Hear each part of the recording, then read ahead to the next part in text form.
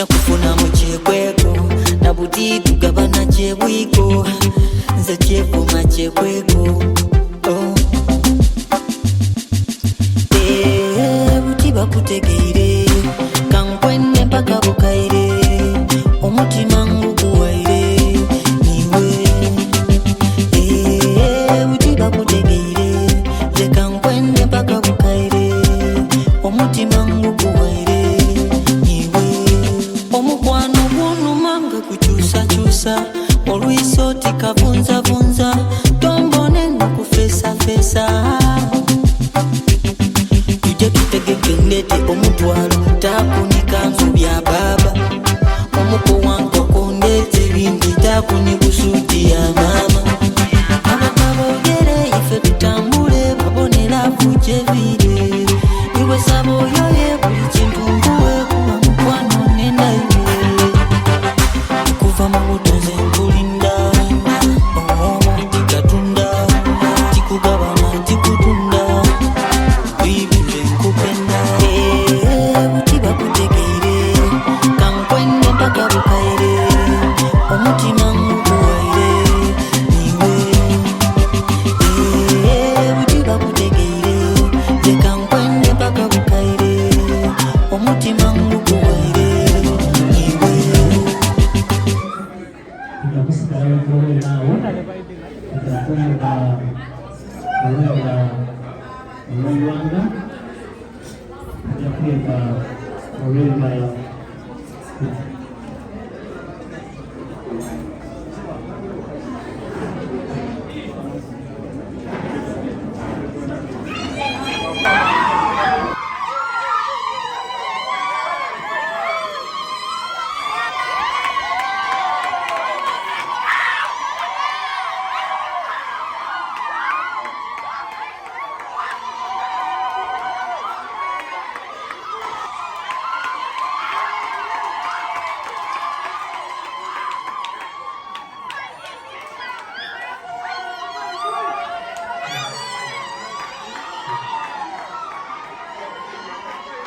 okumubonera endala kuba n'atwala ensonga n'Abannayuganda mu UAE n'asookerwako ebimulemere byatuuse wange abasigaire mwemerere Frank where are you? Stand up for recognition. Frank Namasa, Jackson Muwaya mwingi wano baba bonna abakola kwepasi mwingi wano mwena abali wano abakola nani owundi so kale mwebanopenda sebo omusajja wa Kabaka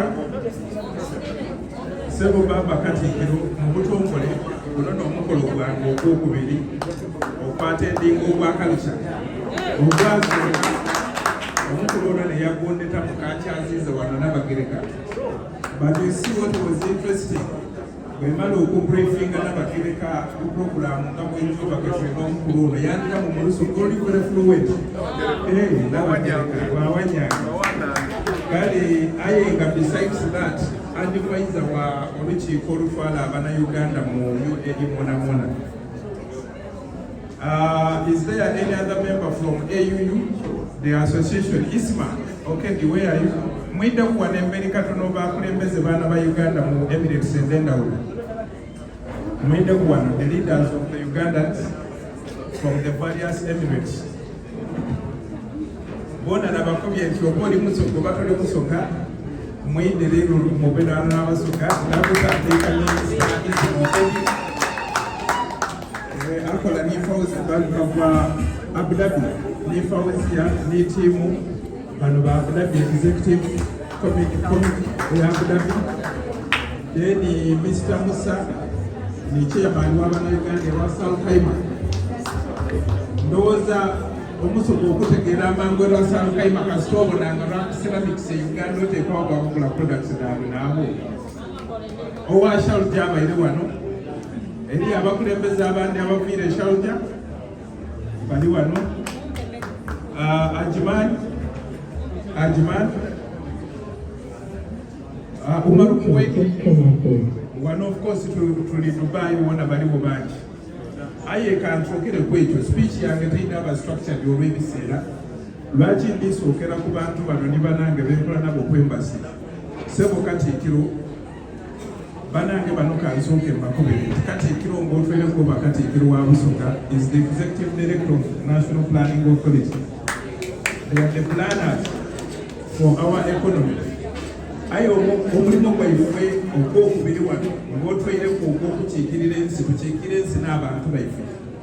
Abantu baife tosobola kubakiikira ng'ozira tiimu eno tosobola. Era mu myaka ebiri baava mu 7.5 baafuuka 15. Aye buti Abannayuganda olutukubira kwembase nti nfunye ekizibu oba lwasaalo kayima omukulu ono Roni bw'aba akalinjayo kyeyamaani aba atandiisenga ku mulimu. Ate boona amaka gaabwe gaafuuka ekigambo kye tutali kwenda akozesa mu Luzungu eri yeno mbadde tufuna wano ne tutaamuku Abannayuganda baife abafunye ebizibu nga bwe tukola ku nteekateeka edoba reconciling ne bakama baibwe oba okulayizeeka abantu banaabwe gaafuuka n'ombooti n'edoba. Aye ekyenenda okulangirira ku mukolo guno oguli mu Katikkiro leero nga bwe guli n'omukolo gwange ogwokubiri ku byobuwangwa okubaako okwasooka nakubanga omukulu ono aleese n'Abagereka nti abe Abu Dhabi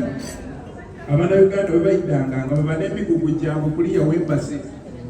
n'abakoba nti ojja kufuna ennumba bwe mubanga kumulekera okuba ku luguudo paka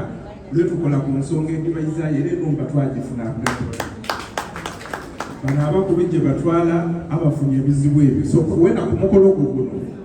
n'endalwona iromande aye ng'amaani tigatuula wandi pulezidenti yawandiikise mu butongole bwe yali eno n'amiitinga abantu bano edimu ku pledges yakola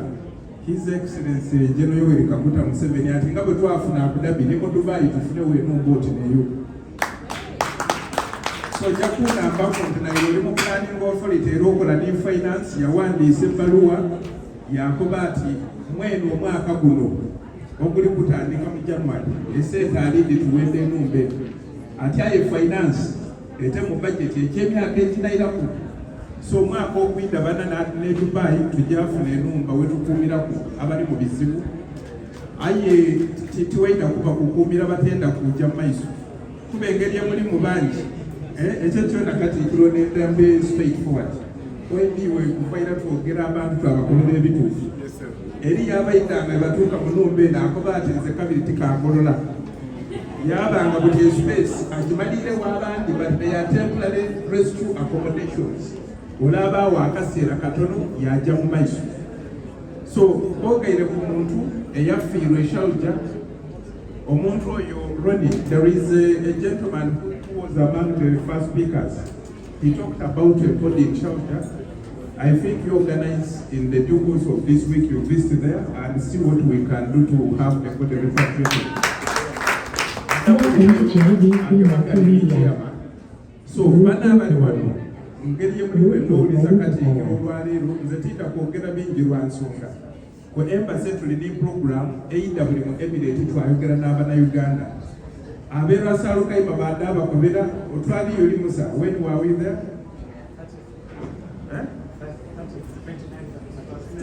Which month? July.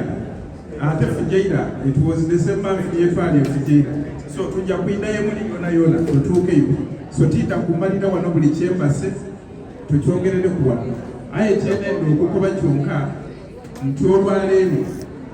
lw'abagenyi baife abayita. So titwenda kuduulusa bye bajja kubakobera aye nga nenda kwebaza Katikkiro nti Busoga yona econtributinze ku mirimu gye tukola okuva wano. When we identified abantu okuva eshalja ke bali kwenda tuteerawo international polytechnic kyali kyakusinga no mu Uganda yona. Omukulu ono yakoba bamba kyabazinga batuwa eitaka buti bwojja ku lubiri lwa kyabazinga obonawo international polytechnic Busoga international polytechnic. Era sebo baba eriyo wankobo nti mukaaliyo n'eitaka abantu beena abo betwaleeta awo twasoose kabiri pulezidenti bwe yayita wano yayogera ne mukulu mwine yabakoba tusooke tuterezeeko omulimu omukyalo oyo gwali munamutamba ogwatuwalizimu kuba abalambuzi be tuli kusinga ofuna Uganda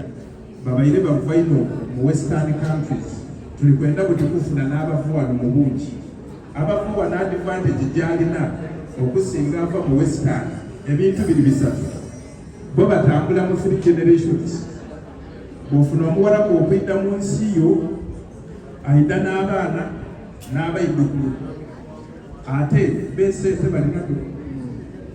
wano GDP per capita sebu ya mitwalo 2.5 eza dola. So buti president weyayita wano n'amiitinga mukulu mwine eshawuja baatuzimbira airport ey'okusatu ndowooza wabwenye baatandise baadvertisinza jjo gizimba ekidepo bateyo ne hotelo zikumi na imeka aye nabakobye nti nga bwe mwakola ne polytechnic bwe mumala ehotelo 15 ey'16 mugite ku lubiri lwakya bazinga waigulu the Katikiro has already assured us nti eitaka liriwo amina bana ebyo kyemwenda ndogere ku bendete Katikiro nga kyemwenze kwembase kyenze kumala biseera byamukulu okutolaku nga yabategesi mwikiriza nti eriyo specifically kyemwenze twogereku nga embase mendete omugeni omu eriyo ensonga enkuosoloza ensaba badikonekozi isosesi yasinakikandala omumeda taddu abeera n'ensonga gyayinza okwogera ku kato amenyina gange netewatali bawotabisa omwana owekamuli kibuuzo kyange kiri kujja ku embase tubatera ku message aye tumutwiramu Mr. nakutera ku message yange netaaga akatabo tukola maze emyezi ebiri tukola wala itebasobola kuba muli bongozi akatabo ejetuwangera twala akatabo kange aye maze emyezi ebiri tukola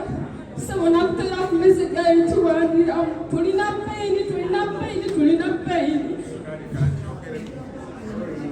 sore kwetu ekyakatabo ensoko y'ensonga eri very sensitive here tuli wakati wonaako balooku ne hard surface kubanga twalina ekizibu wano nga eriyo buli society mubamu abalungi n'ababi ababi babaire bakufuula muze nga byafuuka bizinesi okutunda passport na Uganda nafubaga okuditunda ng'efuuse bizinesi video ndiyo nakulaga ate wano bainvestinze ino mu artificial intelligence buti babonanga eriyo nationality rate prime rate keri kweyongera iwe nga bakwigalawo butemberano Uganda we baali nga batwigairewo sebo mu mwaka ogwawa abana Uganda mu kampani endala bagyeta Alushaya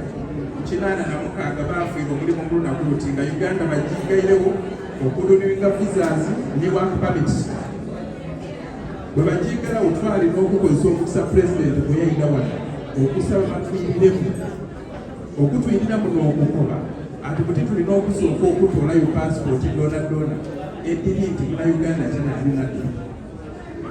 Minister of Internal Affairs kyeyasalawo okwekyo nti nga tukanoonyereza kwekyo passport dona edibuze mu ibbanga lya myezi 6 lirenewing mu Kampala kuba walingawo ng'omuntu mulala arenewing passport emirundi 3 mu myezi 6 buti passport yobeebula mu myezi 6 olina kusabira Kampala aye bweba yabulabira ebikaire deni eyo bagikwera ku kwembase buti olw'okuba system eri electronic niwenda kwembase nga yabuze mu myezi 6 netukutamu eneteba approved so kale ekyo nekyetubaire twinonola ndooza ensobi etaaliwo nejakobye ati okuba nga ati twamwiramu aye lwaki nenze nti bwe tuba tetubayizeemu lwaki nenze mubone ni baki ya password zibano nendambe wa mazima muli emitwalo 10 giti amasimu natyama kusebo ku reception y'olundi gwembuuza receptionist wange nti bankuba buli lunaku temugema amasimu aye dakikadde natyamawo aba n'amasimu kuno mirundi 2 era bwe titwale kutuutinza omuntu owundi amuyambako ku reception so wayagaana nti oba totufunye directly kozesa baki ya password zibano bayige engeri yetukolamu nabo ebyo nibyo basobola okumala bakaali tutuukaku aye nga okwongera ku lodi ndikwenda n'amasimu g'abachairpersons ba community mugafune n'ag'abakyala bano kuba buli executive eri ku female representatives Fausia wuuyo bona bakoze omulimu munene ogundi so buti oyo omukyala alina ekizibu ekyo epassport yo aye ate minisita yayigi wano wa internal affairs yabawulirisa that was about 6 weeks back yagaidingamu ati buti nibwe beebuza emyezi 6 aye ng'ekikyo okakasa oti tiyabula mu bugenderere ng'omaze oleeta police report then wandiika appeal embassy egiweereze mu internal affairs bakikoleku as a special case eyo yonna buti yatairewo ka provision yako nti mu kyemperaano osobola okuwandiika appeal twagiweerezaayo eri ekindi kyamaze okwogera ku kirala ate ndamulisa Katikkiro okigera wano